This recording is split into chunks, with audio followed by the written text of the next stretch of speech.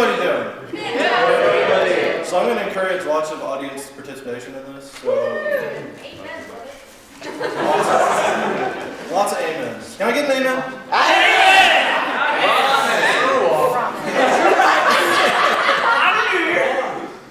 All right. He said screw off. All right. What is it? All right. So welcome to this lovely co-event between Alabama Atheists and Agnostics and the Southeastern Collegiate Atheist Alliance. We've got a pretty awesome setup for you here. 3 outstanding speakers. I can assure you that was a complete accident. So we'll get started here in a minute, but first I'm going to talk about SECAA, Southeastern Collegiate Atheist Alliance. Just started back in May. This is the first official SECAA event. There's a couple meetups and things tagged on and some other stuff. But it's been quite an effort. It's been quite awesome, honestly. In the time since May, which is, a number of months, we've got groups all the way from Arkansas down to the tip of Florida up to Virginia. Tons of groups, tons of people involved. It's just been a giant snowball. This has been very much possible as a result of SECAA and all the work that a lot of people have been putting into that.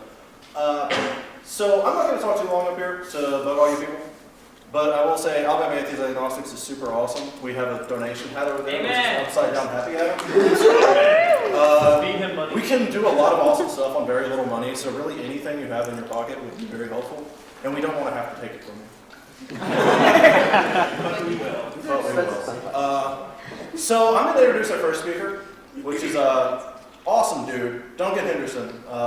Started the Auburn High School Freethinkers group over in Auburn, at Auburn High. Duncan, I don't know what else to say. The dude's outstanding.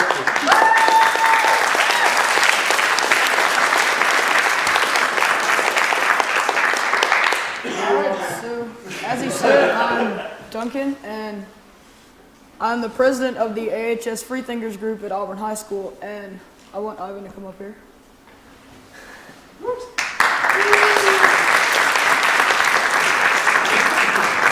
And this is Ivan. He's the vice president of our group. He kind of started in the middle, but he's been huge in getting this started with me. So.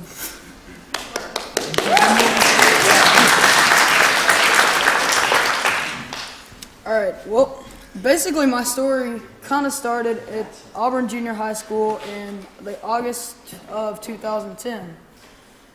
And I felt alone in school as an atheist, and I didn't have many friends who even knew who an atheist was, and if they were atheists, they were not out about it.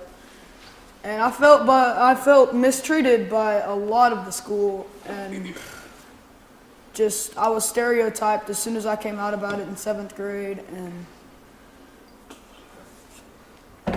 during this time, I kind of decided that our school needed a free-thinking group. And at that time, we were kind of based more at atheists and agnostics, and we kind of just evolved into a group of, everybody.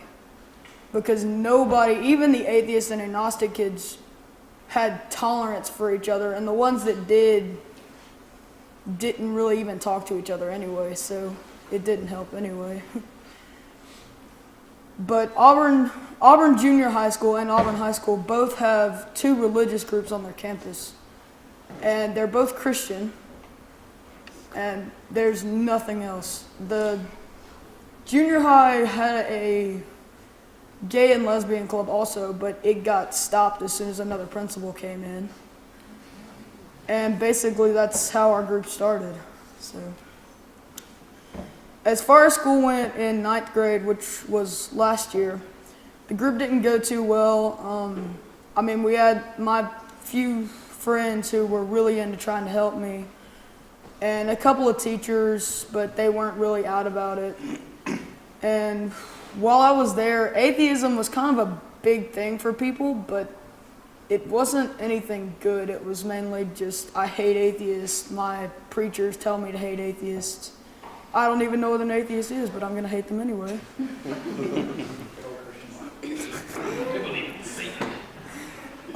But my social studies teacher, Miss Yeager, actually decided to pitch in and sponsor our group.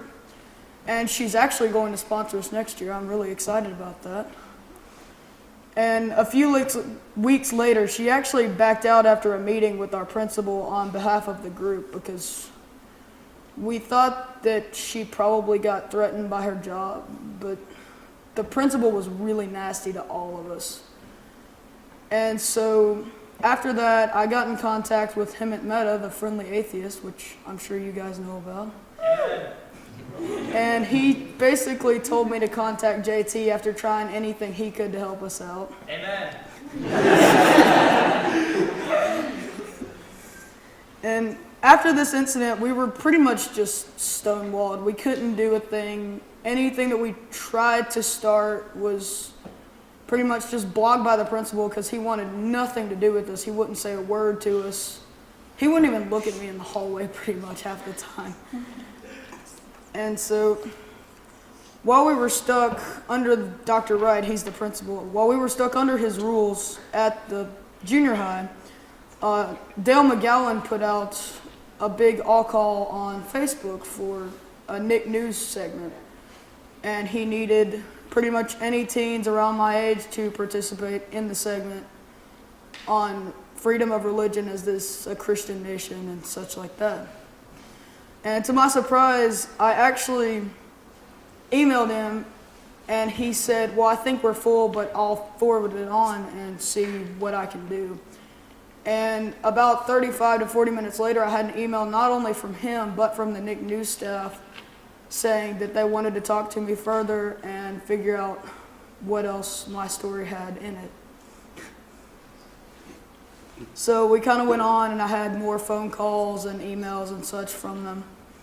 And finally I got accepted on and we filmed during spring break and it was a lot different from what I expected. I kind of expected it just to be like a couple of questions and like what our group is, but it was a lot more than that. And it was kind of awkward having like strapped up with wires and cameras and such, about like I am now. But when Nick News aired, a lot of my friends and teachers watched it, and a few of them were happy with what I was doing, and they applauded what I was trying to get done and said that they probably would never do that in their lives even though they wanted to. But most of them not so much. A lot of them said, I saw you on TV last night, and I was like, okay, well, that's cool. And they kind of stared at me and then walked off. And then a lot of them were like, good job, but I don't like what you're trying to do. That was just a good segment. I'm not sure how that goes with it, but okay. And the others were, I saw you on TV and you're a, insert word here, atheist. So I also received a couple of death threats during that time. One was a guy in show choir telling me that he was going to shoot me with a shotgun and then every other atheist in there, and I was like, well, good luck with that. The other one put me in a headlock and tried to choke me, and that didn't end well for him. So.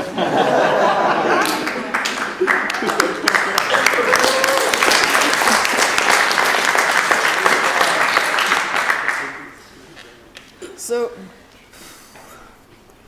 basically this summer, after all that stuff with school ended and we didn't get anything done, I was asked to speak at Lake Hypatia in Alabama. I'm not sure how many of you are familiar with that, but it's something that the FFRF does, and just look on their website, it has a lot more info.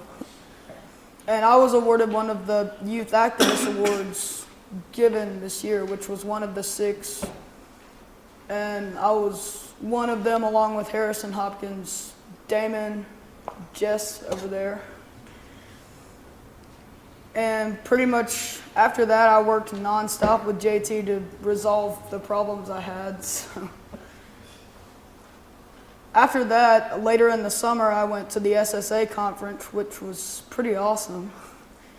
And it was kind of awkward going to it and everybody knowing me, even though I didn't think my story was that big.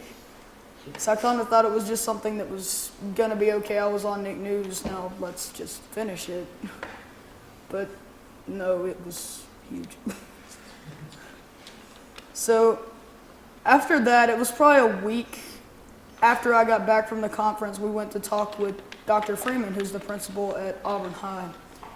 And basically, he just kind of said exactly what the law recites. And he basically just said, you can have your group, I'll be the co-sponsor, and we can do whatever. But you can only have one meeting a month. And I was like, well, that's not very much. So currently, it's still pretty rough at school, but I have a lot more friends due to the diversity at the high school, sorry. And as you can see, I have Ivan here with me. I have a lot of friends who want to travel with me. Some of them couldn't. And it's been a whole totally different year from last year. And I think our group has around 20 members who come if the meetings are announced pretty well. But normally we have like 10 on another day. We actually had a good bit for Jess's stuff that she did at the high school yesterday, so that was good. And then so far we've had, I think, 3 speakers, which were Gordon Maples.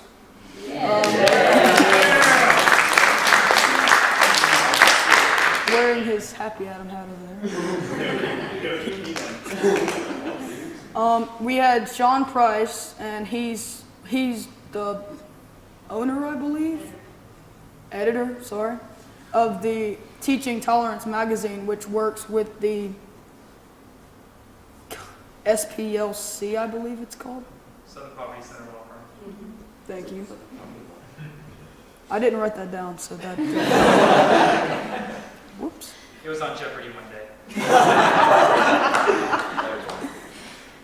And we were actually next week going to host a Skype conference with Daryl Ray, but we ended up having to change that because we got everything out a bit late and we're still trying to find a teacher to sponsor it. So we weren't able to get that out, but that's going to be in February instead. And currently the only other people that I have kind of set for this year that I want to get in are Jamila Bay and JT and Dale McGowan, who did the book Parenting Beyond Belief, and that's about it. So that's pretty much all of my stories. So it's been kind of short.